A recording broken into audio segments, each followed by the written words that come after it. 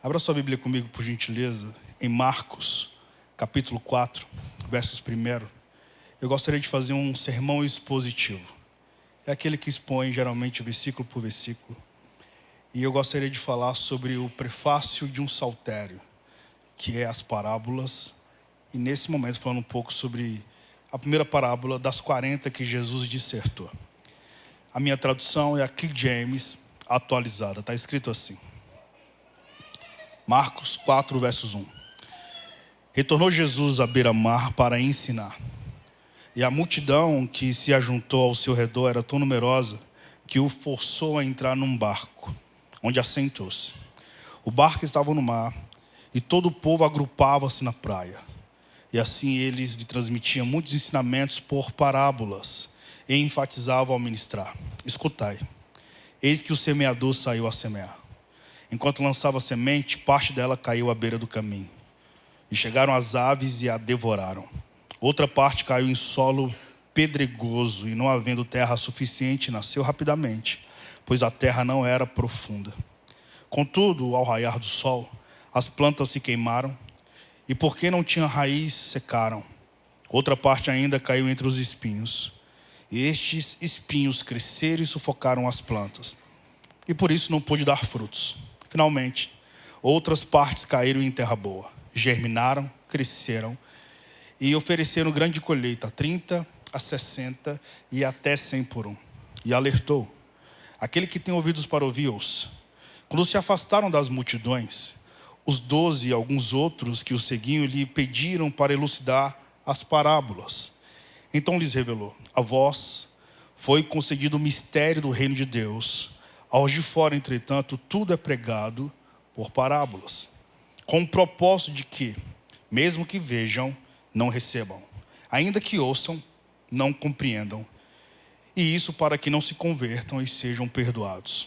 Então Jesus os questionou: se não compreendeis essa parábola, como podereis entender todas as outras? O semeador semeia a palavra. Algumas pessoas são como a semente à beira do caminho, onde a palavra foi semeada. Mas assim que a ouvem, Satanás vem e toma a palavra nela semeada. Assim também ocorre com o que foi semeado em solo pedregoso. São as pessoas que, ao ouvirem a palavra, logo a recebem com alegria. Entretanto, visto que não têm raiz em si mesmas, são de pouca perseverança. Ao surgir algumas tribulações ou perseguições por causa da palavra, rapidamente sucumbem. Outras ainda são a semente lançada entre espinhos. Escutam a palavra, porém, quando chegam as preocupações da vida diária, a sedução da riqueza e todas as demais ambições agridem e sufocam a palavra, tornando-a infrutífera. Todavia, outras pessoas são como as que foram semeadas em terra boa. Estas ouvem a palavra, acolhem-na e oferecem farta colheita, a 30, a 60 e até 100 por um. Louvado seja o nome do Senhor. Eu estive recentemente na Turquia e eu fiz uma jornada visitando as 7 igrejas da Ásia.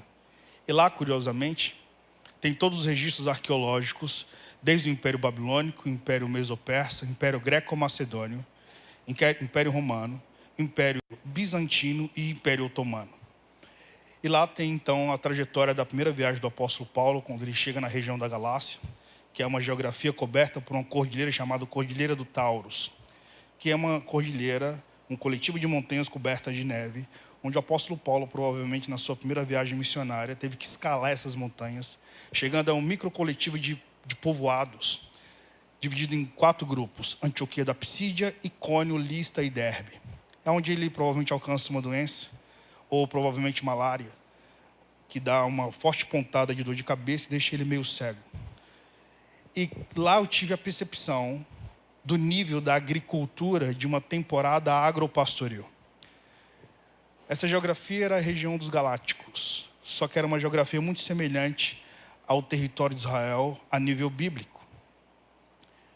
E lá eu descobri também que no ano 475 a.C., Jeremias estava fugindo do Império Babilônico, quando os caldeus, na verdade, invadiram a Babilônia, ali em 475 a.C. Jeremias foge, levam uma pequena comunidade com ele. Eram para eles irem, provavelmente, ali para a Mesopotâmia, para a Europa. Mas eles decidem ir para o norte do Egito, onde fundam, então, uma pequena comunidade judaica. 200 anos se passam.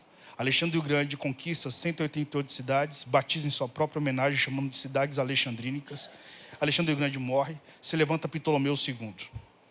Quando Ptolomeu II se levanta, aquela pequena comunidade judaica que fugira com Jeremias se torna uma comunidade judaica muito forte ali no Egito, na cidade de Alexandria, a ponto do imperador romano convidar 70 rabinos e em 70 dias, como diz um livro apócrifo chamado Cartas de Aristéias, o imperador então convida 70 rabinos para traduzirem o Antigo Testamento em hebraico para o grego koiné e colocado então na biblioteca de Alexandria, obra chamada de Septuaginta. Portanto, quando Jesus nasce, o imperador era César Augusto. E nós sabemos que houve um infanticídio patrocinado por Herodes, onde as crianças recém-nascidas, os primogênitos, eram assassinados. Portanto, provavelmente, quando Maria foge para o Egito, eles se estabeleceram numa cidade onde havia um grande coletivo de judeus. Essa cidade era Alexandria. Lá, portanto, havia muita cultura greco-macedônica e muita filosofia. Jesus vive lá dos 0 anos, enquanto era bebê, até os 12 anos. Flávio Joséfos, quando ele narra sobre esse Cristo, ele fala também sobre essa movimentação de judeus que foram influenciada pela cultura de contar histórias filosóficas em Alexandria. Então, muito possivelmente, Jesus inicia seu ministério contando 40 palavras filosóficas ou parábolas. Textos que fazem pensar. E a grande verdade, você pode me perguntar, Gil, por que Jesus usava imagens de agricultura em suas parábolas? Jesus, portanto, falava para um povo que vivia a partir desse comportamento de trabalho agropastoril. Jesus vivia num tempo onde as pessoas trabalhavam com as mãos, comiam a partir do esforço braçal, e, portanto, essa geografia em que ele vivia era uma geografia de grande produção rural. Os povos viviam dessa forma. Portanto, usar palavras e exemplos de campo tornava a mensagem mais rica, tornava a mensagem mais simples e também a mensagem mais acessível para o homem contemporâneo de Jesus. E qualquer pessoa podia entender o processo de plantar, de colher e de cuidar daquela respectiva terra. A grande verdade também é que a mensagem também era memorável. Porque como as pessoas trabalhavam com a mão, as pessoas lembrariam da parábola todas as vezes. Provavelmente um gatilho emocional era ativado quando ela tocava na semente ou quando ela iria arar a terra.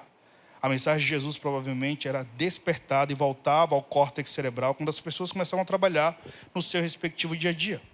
E com isso a mensagem se tornava rica e profundamente espiritual. Por isso que Jesus usava a agricultura nesse contexto histórico. Então plantar, crescer, frutificar foram metáforas perfeitas para a vida espiritual e para a tradução do reino de Deus para o homem contemporâneo de Jesus. Além disso, meus irmãos, as parábolas eram uma forma de revelar verdades espirituais profundas. E Jesus as usava com abundância, onde quem parava e ouvi-las tinha um interesse significativo de aprender mais. E o curioso é que Jesus falava por parábola para que as pessoas não compreendessem. Mas também era necessário as pessoas buscarem a interpretação. E esse mistério do reino de Deus faz com que Jesus ele se movia. Os historiadores mais fiéis ao tempo de Jesus afirmam que Jesus andava com a multidão entre 10 a 20 mil pessoas. Historiadores mais contemporâneos afirmam que Jesus tinha até uma multidão de 30 mil que o seguiam. Então imagino que é Jesus falar para uma multidão e só 12 entenderem. E só os próximos compreenderem. Pois bem, acompanhe comigo, por gentileza, Marcos 4, versos 10 ao versos 13. Diz assim o texto. Quando se afastaram das multidões, os 12 e alguns outros que o seguiam lhe pediram para elucidar as parábolas. Então lhes revelou: a vós foi concedido o mistério do reino de Deus, aos de fora, entretanto, tudo é pregado por parábolas, com o propósito de que, mesmo que vejam, não percebam, ainda que ouçam, não compreendam. E isso para que não se convertam e sejam perdoados. Então Jesus os questionou: se não compreendeis essa parábola, como podereis compreender todas as outras? Pois bem, se você compreender a parábola do semeador, será fácil compreender todas as demais palavras de Jesus. Pois essa parábola é a introdução de todas as demais parábolas que Jesus, portanto, dissertou. E por isso, irmãos, está escrito aqui no versos B, de Marcos 4, versos 10, que se não compreender essa parábola, como podereis entender as demais outras? Ok, você pode me perguntar, mas Gil, o que significa então a parábola do semeador? E o mesmo Jesus que disserta, ele traduz. E Jesus explica que essa parábola, ela representa as pessoas que recebem o que do reino de Deus é liberado aos homens. E Jesus interpreta dessa forma. Portanto, a semente, segundo Jesus, é a palavra de Deus. A semente é plantada. E a semente é um símbolo da palavra de Deus. O semeador, na parábola, significa aquele que anuncia a palavra, sendo ele um pregador, ou sendo então o próprio Cristo. Já os solos diferentes, irmãos, o próprio Jesus, ao traduzir a respectiva parábola, Jesus afirma que os solos são os respectivos corações das pessoas que escutam a respectiva palavra que é lançada no coração do humano. Por gentileza, analisem comigo Marcos 4, versos 12, diz assim: com o propósito de que, mesmo que vejam, não percebam, ainda que ouçam, não compreendam, isso para que não se convertam e sejam perdoados. Aparentemente é uma palavra dura, mas está escrito, palavra de Jesus. Portanto, à primeira vista, irmãos, parece que Jesus não queria que as pessoas se convertessem. À primeira vista é o que parece. Porém, uma análise mais cuidadosa e hermenêutica desse texto, desse contexto, e da teologia bíblica, é que Jesus está citando algo muito mais profundo. Jesus, na verdade, está parafraseando o texto de Isaías. Isaías, capítulo 6, versos 9 e versos 10, que traz o contexto de que a época em que Isaías era o profeta, o povo de Israel havia endurecido o coração profundamente sobre todas as palavras que Deus lançava para o povo. E o próprio Deus, portanto, se manifestava, Deus se revelava. E Deus, portanto, se expunha com dureza para esse respectivo povo. E não era, portanto, que Deus desejasse impedir o arrependimento desse povo. O problema é que aquela galera já havia rejeitado repetidas vezes as palavras do próprio Deus. E porque rejeitaram repetidas vezes a mensagem, portanto, não criava vida nas pessoas. E, curiosamente, elas permaneciam cegas. Elas revelavam uma cegueira, mesmo ouvindo a palavra. E lembro, inclusive, um texto de Romanos 1, versos 20, que diz: porque os atributos invisíveis de Deus, seu eterno poder, foram demonstrados claramente a partir de tudo que foi criado, a ponto dos homens verem a Deus se tornarem indesculpáveis. E porque eles viram a Deus e optaram livremente não adorá-lo como Deus, Deus entregou aos ardes das suas próprias mentes depravadas, para que se destruíssem entre si. E o texto de Romanos, capítulo 1, versos 20, se trata de um texto severo. Portanto, a responsabilidade humana de cuidar da palavra de Deus continua intacta. O próprio Evangelho de Marcos mostra, então, que Jesus constantemente chamava as pessoas ao arrependimento. Como diz Marcos 1, versos 15, arrependei-vos e crede no Evangelho. Portanto, irmãos, Marcos capítulo 4, versos 12, não pode significar que Jesus desejasse que pessoas não fossem salvas. O que o texto ensina, então, irmãos, é que aqueles que rejeitam a verdade acabam ficando cada vez mais incapazes de percebê-la. Quanto mais você despreza a palavra, obviamente, menos ela vai ter efeito no seu coração. Significa dizer, irmãos, que você precisa preparar o solo do seu coração para acolher a mensagem que é pregada.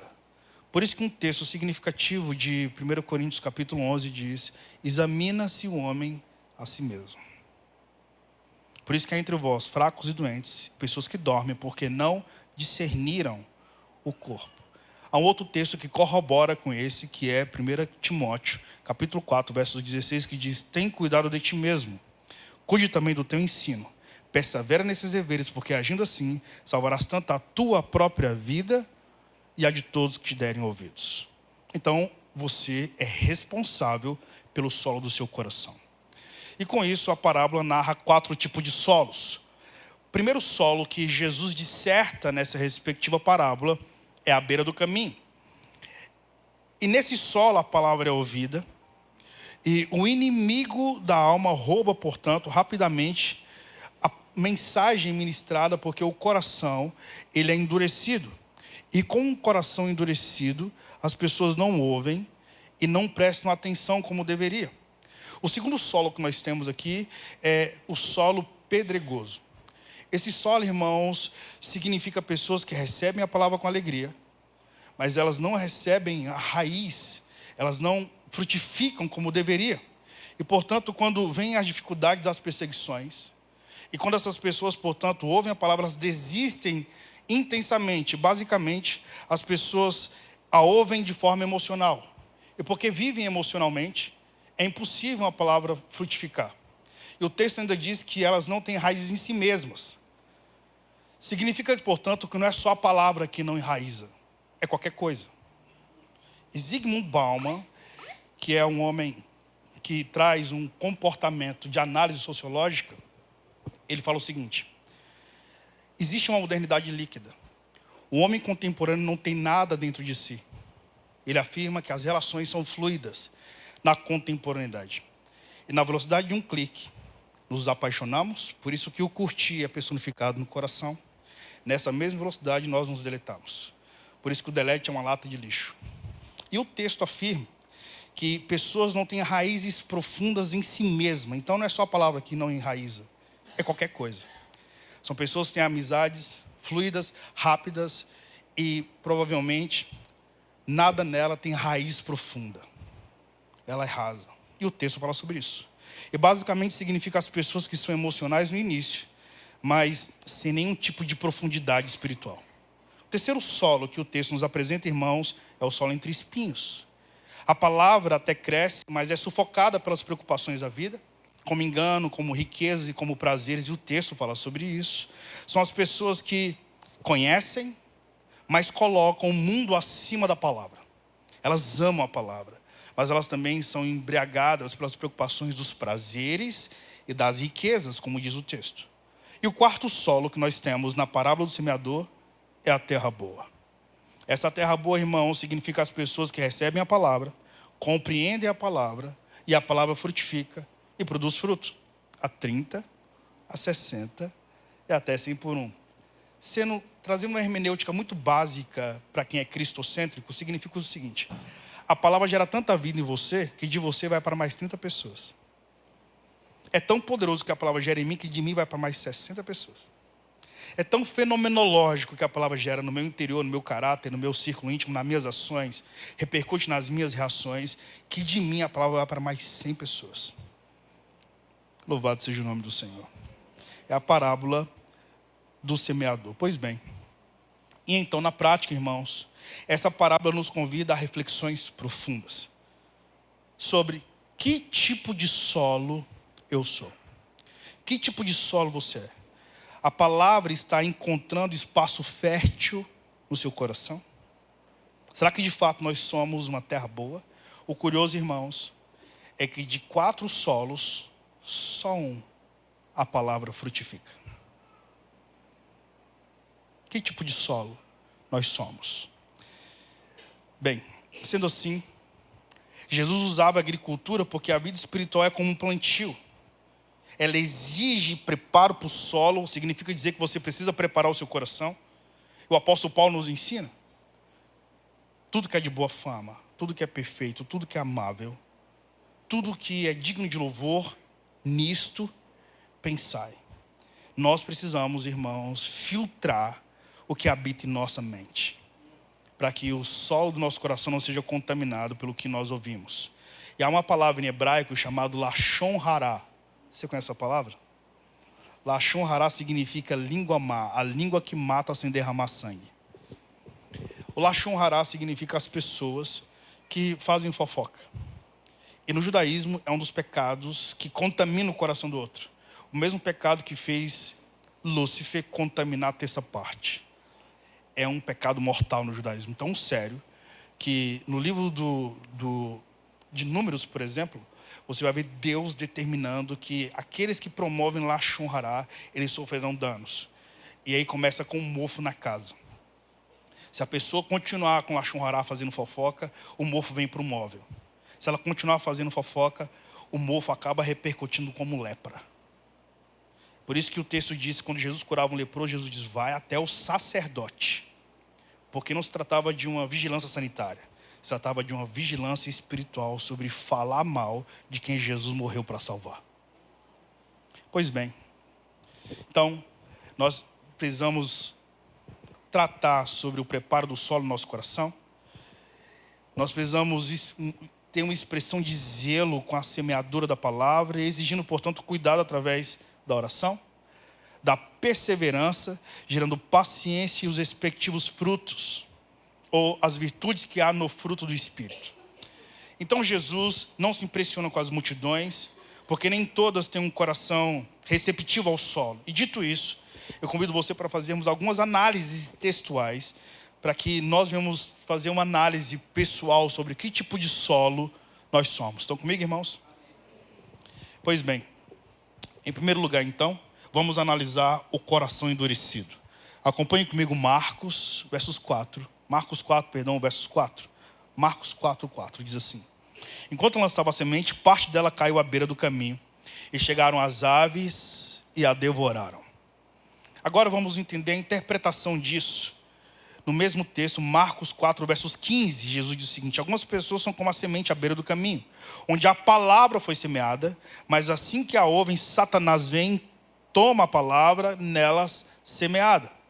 Então a primeira análise, irmãos, que nós faremos é sobre o solo à beira do caminho, sobre um coração duro. É aquela pessoa que ouve a palavra, mas não compreende o que Deus está transmitindo a partir da semente, que é a palavra. O que acontece à beira do caminho? Beira do caminho, irmãos, é o local onde as multidões passam o tempo todo. A beira do caminho é onde há muitas influências, onde você escuta múltiplas vozes, onde há muitas personalidades e onde as pessoas vivem muitas experiências. É a beira do caminho. E o que o texto está nos informando, irmãos, é que à beira do caminho passam pessoas com corações inquietos, passam pessoas com mentes perturbadas, pessoas influenciadas por muitas vozes. São tantas vozes que a semente que Deus planta é só mais uma entre todas. Por isso que o que Deus está falando ao solo, à beira do caminho, não vai produzir fruto nenhum. Porque se ouve tantas coisas e tem tantas percepções, sobretudo espirituais, que Jesus é mais uma possibilidade, como um pé de coelho também o é. É o solo, então, à beira do caminho. O segundo texto é por isso, irmãos, que ao passarem à beira do caminho, pisam na palavra de Deus, como diz o texto lido, e essas pessoas não compreendem a palavra. Ou seja, essas pessoas, elas sabem de tudo, compreendem análises textuais complexas, geralmente são cientistas, mas essa pessoa está tão aberta a tudo, que a palavra de Deus não faz sentido no coração dela. Não é porque elas não têm habilidade de compreensão racional. Pelo contrário. É porque a palavra que ela vive no seu dia a dia está acima de tudo que pode ser eterno. E ela, portanto, desvaloriza. É o solo à beira do caminho. Portanto, irmãos, segundo o texto, são pessoas que frequentam a igreja anos após anos, décadas após décadas, e elas não conseguem se render à graça de Cristo. Há pessoas que recebem a mesma palavra, frutificam e são até enviadas para os Estados Unidos. Mas há pessoas que escutam a mesma palavra há anos, cara. Ainda não enraizaram na casa que gera frutos. Então Jesus, eles nos convidam para essa análise. Mas a consequência, irmãos, profunda de nós compreendermos aquilo que é eterno. Quando essas pessoas não compreendem o sacrifício de Cristo, mas elas conseguem compreender assuntos sobre gastronomia, sobre política, sobre lazer ou sobre relações humanas. Pessoas compreendem tudo, inclusive sobre viagem, mas não conseguem entender a necessidade de aprendermos mais sobre Cristo e crermos cada vez mais no Evangelho. Essa pessoa, irmãos, é a pessoa que possui um coração duro, segundo o texto. Ela ouve, mas não tem compreensão. Ela ouve, mas não possui entendimento espiritual. Ela escuta o sermão, mas não presta atenção na mensagem. É o que a Bíblia chama de a beira do caminho. E a palavra não produz efeito nessa pessoa. Mais do que a chuva molha uma pedra, e a chuva cai e não entra na pedra, da mesma forma, é a pessoa que escuta a palavra, e a palavra não entra nesse solo, chamado a beira do caminho. Palavra de Jesus. Acompanhe comigo, por gentileza, Lucas 8, verso 5, diz assim. Um outro evangelista falando sobre o mesmo assunto. Eis que o semeador saiu a semear. Enquanto lançava a semente, parte dela caiu à beira do caminho, foi pisoteada e as aves dos céus a devoraram. Meus irmãos, a semente que o diabo mais teme, a semente que Satanás mais ativa a autodefesa, é a semente pisoteada pelos homens. É, portanto, irmãos, aquela mensagem que os homens não aplaudem. É aquela mensagem, irmãos, que os homens pisam. E pisam por quê? Porque fere o seu ego. E pisa por quê, irmãos? Porque atinge literalmente o seu instinto de vaidade. É a mensagem que denuncia o animal racional que somos. Essa mensagem geralmente é desprezada pelos homens, porque ela desbanca a nossa respectiva autodefesa. E com isso, a nossa autossuficiência acaba reduzindo a respectiva mensagem em nada. Mas tem mais. Acompanhe comigo, Lucas 8, versos 12, diz assim. As que caíram à beira do caminho representam todos os que ouvem, mas então chega o diabo, tira a palavra do coração delas, para que não venham a crer e não sejam salvas. Com isso, meus irmãos, quando a igreja de Jesus Cristo se reúne para adorar, quando nós nos reunimos nesse ambiente tão sagrado, é claro que o sagrado não são pedras, não são paredes nem estrutura. O sagrado aqui é o coração, é você. Deus habita dentro de seres humanos quebrantados, corações arrependidos que se rendem à majestade da soberania de Cristo. E quando nós compreendemos isso, todas as vezes que você entra num ambiente desse, todas as vezes que você vem para um lugar preparado para adorar, Satanás sabe que essa semente é poderosa e pode trazer um efeito fenomenológico na sua biografia. Louvado seja o nome do Senhor, na sua essência. Portanto, irmãos, o texto fundamenta que Satanás procura cegar o entendimento dos incrédulos, para que não vos resplandeça a luz do Evangelho da graça de Deus. E quando essa semente é semeada, o inimigo tem pressa em arrebatá-la, em literalmente desprezar essa palavra, para que você não entenda, para que a pessoa não creia, para que essa pessoa não seja salva. Esse foi o solo à beira do caminho. Agora analisem comigo que todas as criaturas do mundo se armam contra a sementeira. O texto fundamenta que toda a camada piramidal zoológica e, portanto, toda a criação, as sensíveis e as insensíveis, se armam contra a palavra, pois todas as criaturas do mundo se reduzem a 4 gêneros. Primeiro, nós temos as criaturas racionais, são os homens. O texto diz que os homens pisaram na semente. Segundo, nós temos criaturas sensitivas, são os animais, e as aves vieram e comeram a semente. Depois nós temos as criaturas vegetativas, e os espinhos sufocaram a semente. Depois nós temos as criaturas insensíveis, inorgânicas, as pedras, e as pedras, elas feriram a semente. Portanto, meus amados irmãos, parece-me que essa semente é tão poderosa e perigosa contra as trevas, segundo o texto lido, que até a criação será manipulada para roubar a preciosa palavra que Deus está preparando para o seu coração. É muito precioso, irmãos, fazer parte de uma igreja bíblica, ou exaustivamente bíblica, que traduz o texto, e na verdade nós estamos falando sobre a semente, irmãos. Por isso que ela tem que ser falada com zelo, com respeito e com riqueza de detalhes. Louvado seja o nome do Senhor. Pois bem, segundo o texto, A natureza insensível perseguiu a semente nas pedras. Já a natureza vegetativa perseguiu a semente nos espinhos. A natureza sensitiva perseguiu a semente nas aves. E a natureza, irmãos, racional perseguiu a semente nos homens. As pedras, irmãos, secaram-na, os espinhos sufocaram-na, as aves comeram-na e os homens pisaram-na. Ou seja, irmãos, há uma batalha espiritual quando a palavra é pregada agora. É o que o texto nos ensina. E no reino do Espírito, a palavra que você ouve pode mudar definitivamente o seu destino eterno. Quantos creem nisso? Você pode aplaudir Jesus pela palavra de Deus, santa palavra de Deus. Louvado seja o nome do Senhor. Bem, agora analise comigo mais um solo. O solo que são os corações superficiais.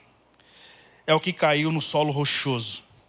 Um coração superficial tem uma reação imediata à palavra ministrada, mas uma resposta irrefletida. Receba a palavra, mas não entendi. O texto chama de solo rochoso. Acompanhe comigo Marcos 4, versos 16 a versos 17. Estão comigo, irmãos? Diz assim o texto. Assim também ocorre com a que foi semeada em solo pedregoso. São as pessoas que, ao ouvirem a palavra, logo a recebem com alegria. Entretanto, visto que não têm raízes em si mesmas, são de pouca perseverança. Ao surgir alguma tribulação ou perseguição por causa da palavra, rapidamente sucumbem. Agora, analisem comigo que o verso 16, quando a pessoa escuta a palavra, no texto aparece a palavra logo. Logo. Essa palavra é a mesma que imediatamente. Portanto, se refere àquele tipo de ouvinte que toma uma decisão sem reflexão. Não pensa. E de toda a camada piramidal zoológica, répteis, anfíbios, invertebrados, mamíferos, nós somos os únicos que pensamos. Portanto, o Senhor Deus permitiu que nós tivéssemos essa habilidade para que aquilo que entra no nosso ouvido venha a ser, na verdade, filtrado pela nossa mente humana. Pena que Adão não teve esse filtro. Porque com a mesma palavra que ele liberou e gerou vida no jardim, por causa de uma palavra ele também foi expulso. Isto é, porque não honrou e não filtrou aquilo que deveria ser uma verdade profunda, vindo exclusivamente da parte de Deus. Portanto, irmão, se refere àquele tipo de ouvinte que toma decisão imediata, mas sem reflexão. Quando, no vapor das emoções, essa pessoa está liberando aquilo que, na verdade, deveria apenas refletir para depois tomar decisões. Todavia, com a mesma velocidade, com a mesma rapidez que essa pessoa recebe a palavra, aí vem o verso 17. Acompanhe comigo o verso 17 que diz: entretanto, visto que não tem raízes em si mesmas, são de pouca perseverança, ao surgir alguma, não são muitas, é qualquer, ao surgir alguma tribulação ou perseguição por causa da palavra, rapidamente sucumbem. Destaco aqui, irmãos, a palavra rapidamente. É a mesma palavra para logo. Logo que recebe a palavra, rapidamente. Com a mesma velocidade que a pessoa dá um like, na mesma velocidade ela deleta. O quê? A palavra. Bem, então a primeira coisa que o texto nos informa, irmãos, sobre esse solo, é o perigo de uma pessoa tomar uma decisão baseada nas emoções, sem reflexão. São pessoas entusiastas. Elas estão ali. São fogo de palha, como diz o texto. Elas sentem alegria, mas a alegria dessas pessoas são passageiras.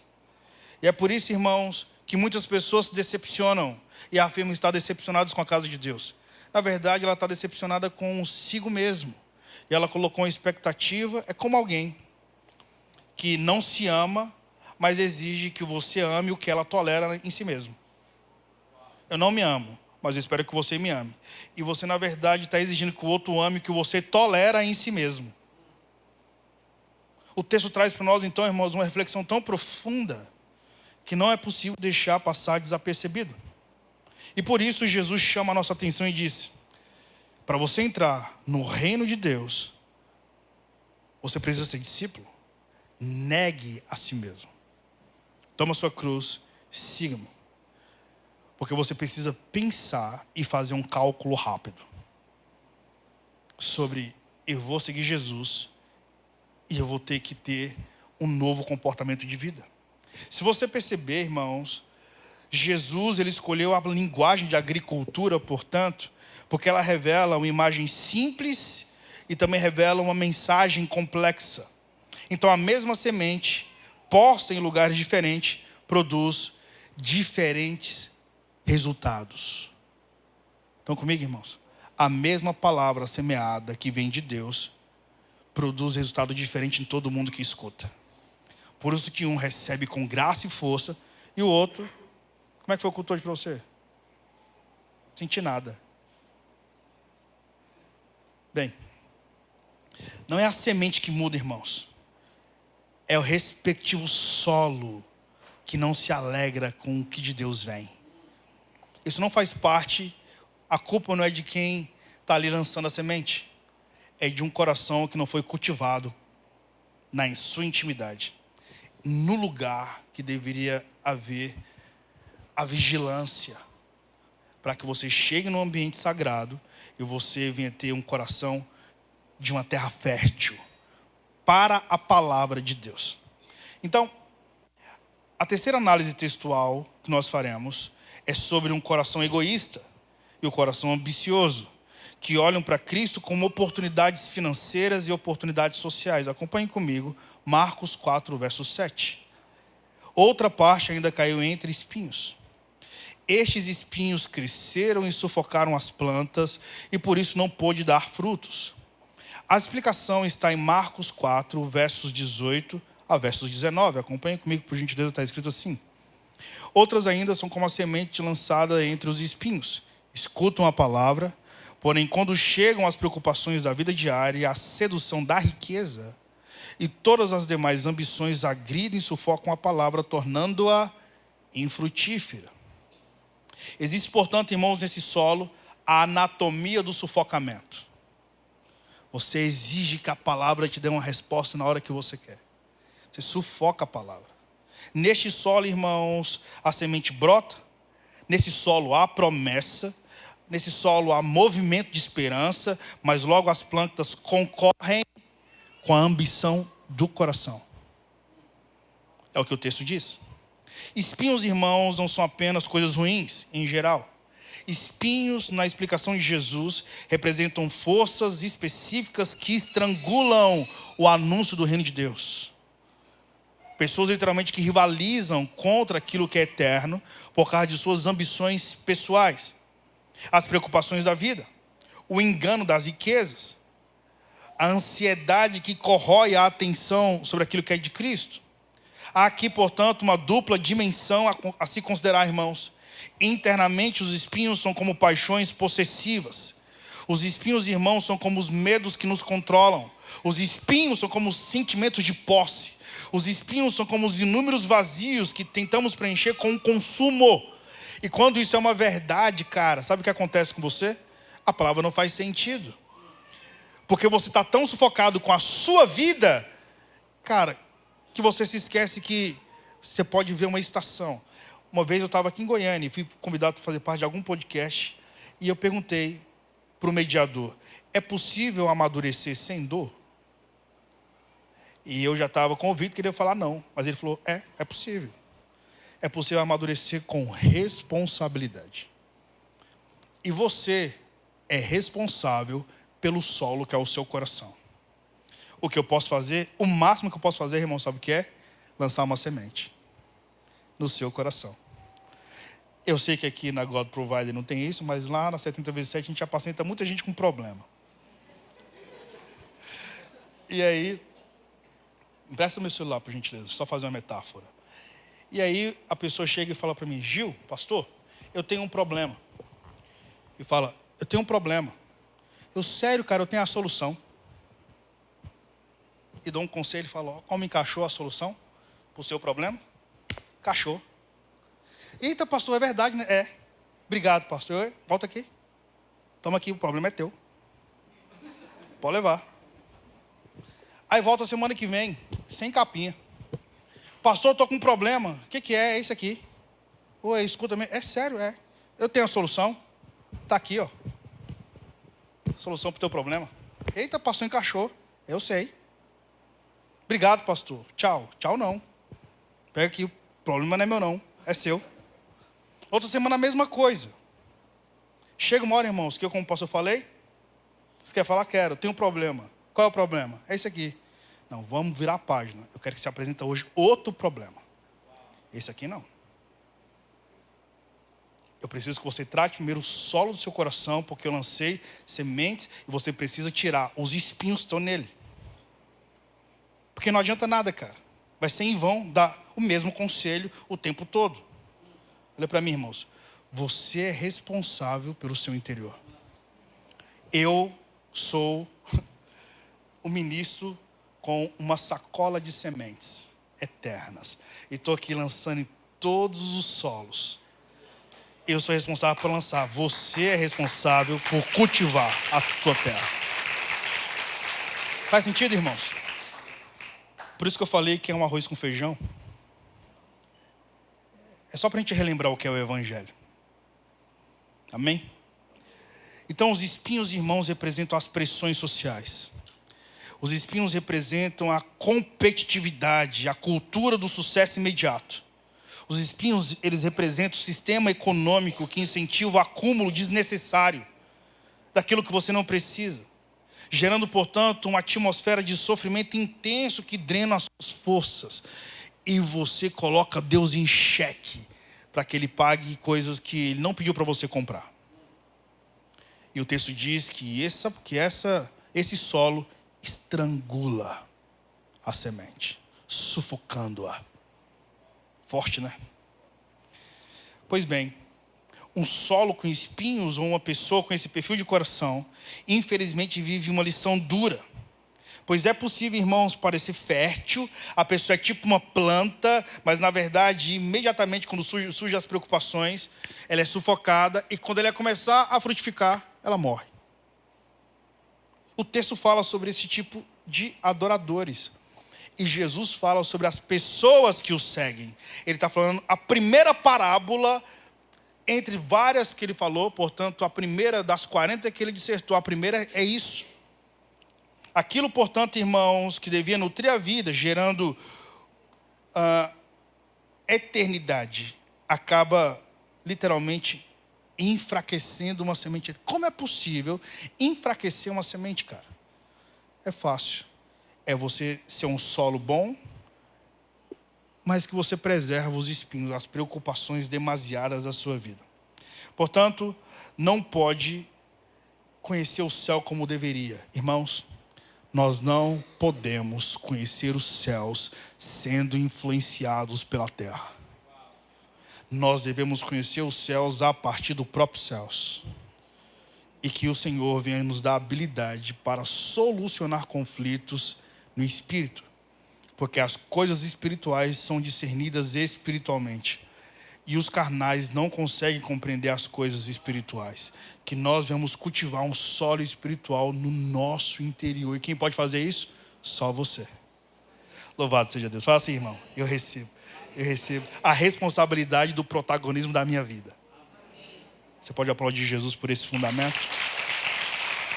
Esse é o solo com espinhos. Mas eu quero fazer a última análise textual com você. É o solo da adoração. Acompanhe comigo, por gentileza, Marcos 4, versos 8. Está escrito o seguinte: finalmente, olha que legal, né? Jesus conta sobre 3 tipos de solos, mas de repente ele fala a palavra finalmente. Finalmente outra parte caíram em terra boa. Germinaram, cresceram e ofereceram colheita, grande colheita, a 30, 60 e até 100 por 1.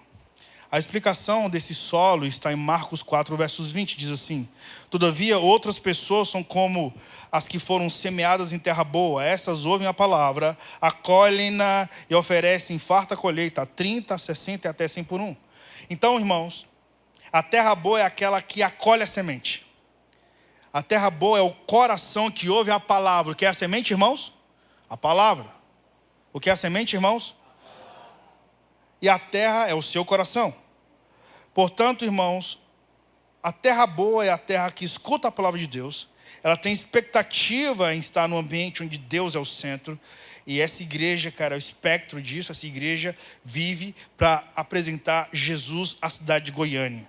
Desde quando eu conheço a God Provider, eu vejo os pastores dessa casa fazendo o que é possível e até o impossível no reino de Deus para apresentar Jesus para essa cidade. De forma poderosa, bíblica e profética. Portanto, a responsabilidade está naqueles que olham para si e falam: uau, Jesus tem muito para liberar. E eu quero que o Senhor derrame em mim, tudo em mim. Eu estou aqui, Senhor Jesus, pronto para a semente que o Senhor vai liberar dos céus sobre meu coração. Fornecendo, portanto, continuidade de vida e frutificação. Com isso, irmãos, ouvir a palavra não é apenas escutá-la. Com todo respeito, dá vontade até de falar nessa escola bíblica dominical. Mas ouvir a palavra de Deus não é apenas ela entrar no seu coração, ela penetrar na sua alma, a palavra de Deus. E ela enraizar no seu coração. E a semente agora influenciar as suas ações. A semente que é a palavra de Deus desaguar nas suas reações. E tudo que você fizer é a partir da palavra de Deus. Então, irmãos, quando nós ouvimos a palavra de Deus, nós escutamos, nós deixamos ela enraizar, deixamos ela transformar o nosso caráter, deixamos ela lapidar o nosso instinto e nos tornamos agora uma nova criatura, por causa da palavra. Então, 3 marcas de uma terra boa. A terra boa, ela ouve com atenção, ela não apenas escuta, mas ela ela acolhe a palavra como uma terra que tem sede por água. A terra boa é aquela que tem essa característica. Segunda característica. A terra boa, ela recebe a palavra com fé. Ela não questiona. Ela recebe com fé. Ela deixa, então, a palavra penetrar na alma, permitindo que ela confronte e permitindo que a palavra nos transforme. Terceira coisa é que ela frutifica com perseverança. Então, não basta germinar, irmãos. É preciso permanecer até a colheita vir. É a pessoa que persevera. E as lutas vêm. As estações do ano vêm e ela permanece ali, olhando para a semente que é a palavra e fazendo o possível para que ela venha dar frutos no tempo certo. Nós sabemos, portanto, que uma terra, ela não nasce pronta, ela precisa ser preparada, ela precisa ser arada. Então, pelo arrependimento, nós precisamos ter uma cultura de arrependimento genuína, perdoando pessoas e nos arrependemos. Essa terra tem que ser regada, irmãos, por oração contínua. Orai e vigiai sem cessar. E essa terra precisa ser adubada pela comunhão com Cristo. Portanto, meus irmãos, a parábola do semeador nos confronta com uma pergunta direta: que tipo de solo nós somos? Dos 4 solos que Jesus está dissertando para a igreja hoje, desses 4 solos, qual é o solo do seu coração? Como a palavra germina dentro de você? Talvez o seu coração esteja machucado. Ou talvez há corações desvalorizados. Como o solo à beira do caminho. Talvez, irmãos, há pessoas aqui com uma baixa autoestima que está num grau um pouco superlativo, a ponto de você ativar a autodefesa e ser um escudo, como o solo pedregoso. Ou talvez a alma esteja sufocada com tantos problemas como o solo entre espinhos. Mas a boa notícia, meus amados irmãos, é que Jesus é o nosso grande agricultor. Ele conhece os nossos corações. Jesus tem a possibilidade de pegar a terra com pedrinhas e colocar numa peneira. Ele também tem a possibilidade de pegar aquele pó à beira do caminho e colocar também na peneira. Ele tem a habilidade de pegar a terra entre espinhos e colocar na peneira e peneirar e produzir dessas terras uma terra boa. Enquanto eu ministro, eu sinto confiadamente no Espírito de Jesus, olhando para você, apresentando a palavra bíblica para você, e você sabendo o que você precisa retirar do seu coração. Ou pedrinhas, ou sair à beira do caminho, parar de ouvir várias influências, ou literalmente arrancar os espinhos, para que a palavra de Deus cresça e cresça com abundância. Louvado seja o nome do Senhor. Portanto, receba a palavra, Cultive a palavra e deixe que sua vida se torne um campo fértil onde Deus manifesta o reino dele com abundância. Abaixe sua cabeça. Feche os seus olhos. Enquanto o nosso time de adoração se posiciona. Espírito Santo, eu oro nessa manhã para que aquilo que é apenas o teu poderoso mover e o Espírito Santo pode fazer. Eu oro para que os corações nessa manhã, Pai, tenham um encontro poderoso com a sua palavra. Eu oro, Pai Santo, para que os solos aqui, que é a nossa alma, que elas sejam preparadas e aradas pelo próprio Cristo. Eu oro, Espírito Santo, para que o Senhor venha gerar redenção e graça. E faça do nosso coração uma harpa onde só o Senhor toque. Em nome de Jesus. Eu te peço só mais 5 minutinhos, se possível. Eu tive ministrando na Europa, mês passado. Eu tive a honra de ir a Luxemburgo e preguei com os pastores da Hillsong, do Porto. E aí nós fizemos uma aliança com os pastores da Hillsong de Portugal, foi bem legal. E aí nós conhecemos o cemitério dos combatentes americanos da Segunda Guerra Mundial e o cemitério dos combatentes nazistas em Luxemburgo. E aí nós começamos a conversar, eu sou professor de história, então aquela geografia eu conheço bem por estudar. E comecei a perguntar, cara, por que na Europa nós não temos nenhum registro de senzala? Nós não temos, eu não vi. Eu conheço algumas nações da Europa e não vi nenhuma geografia, nenhum sítio arqueológico com registro de escravidão africana. E aí ele falou, porque na época em que todo o continente europeu ainda, a nível de jurisprudência, patrocinava a permissão de que macro-civilizações invadissem micro-civilizações e a saqueassem, nós não precisávamos de mão de obra barata. Então, como toda a América, tanto anglo-saxônica como latina, precisava de mão de obra barata por causa da colonização, sobretudo da Península Ibérica, Espanha e Portugal, então eram levados navios negreiros a partir dos padres jesuítas para o novo mundo, para o novo continente. E aí eles começaram a falar, cara, mas o brasileiro é incrível, vocês têm uma musicalidade boa, a comida de vocês é incrível, a igreja é impactante, é vibrante. E aí eu comecei a falar para os caras, essa é a diferença então do latino-americano para o europeu. Porque nós temos registros severos de senzala e um histórico de escravidão, que gera uma baixa autoestima. Aí o pastor Isaac, da Hillsong do Porto, olhou para mim e falou, Gil, mas esse é o problema de vocês. Olha o que ele falou para mim. A princesa Isabel promulgou a Carta de Alforria em 1888 e a escravidão foi abolida. E você está dizendo ai para uma ferida que cicatrizou há 200 anos atrás. Está na hora de virar a página. Cara, isso mexeu comigo, cara. E eu lembrei que toda cicatriz é a prova que ferida sara. E uma cicatriz fechada é o ministério aberto. E Jesus soprou dentro de mim, falando, Gil, está na hora de virar páginas. Estão me ouvindo, irmãos? Jesus está dizendo nessa manhã, está na hora de virar páginas. Muitos de nós permanecemos em solos à beira do caminho, porque nós ainda estamos dizendo ai para feridas que o Senhor já cicatrizou. Há pessoas que ainda estão em solo entre espinhos, porque o Senhor já te transicionou, mas a sua mente ainda está fixada, enraizada no lugar que o Senhor já te tirou. Faz sentido?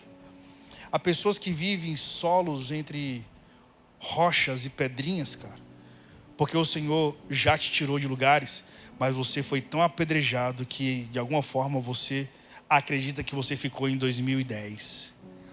Nessa manhã eu vejo Jesus olhando para você dizendo, cara, você está sendo cultivado em uma igreja que tem uma habilidade espiritual em pegar todos esses 4 solos, todos os 3 solos, e no cuidado do discipulado, da palavra e do amor, fazer com que o seu coração se torne uma terra boa.